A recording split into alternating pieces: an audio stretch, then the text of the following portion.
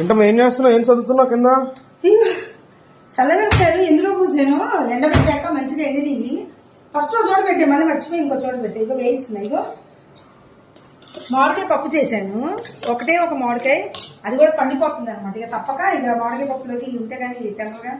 నీకు కూడా తెలుసా, ఇవి మామిడికాయ పప్పులోకి కాదు, మేము వేడివేడి అన్నంలో నెయ్యి వేసుకుని దీన్ని పొడిలా చేసుకుని కూడా తింటాం. చాలా బాగుంటుంది.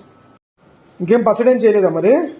ఇవాళ పచ్చడి బదులు మునగాకు ఉంటుంది కదా, మునగాకుని నేను నాకు తెచ్చారు డాడీ. బాగా కడిగి ఎండబెట్టి మునగాకు ఎండబెట్టే కదా, ఇగో మునగాకు కారపొడి చేశాను.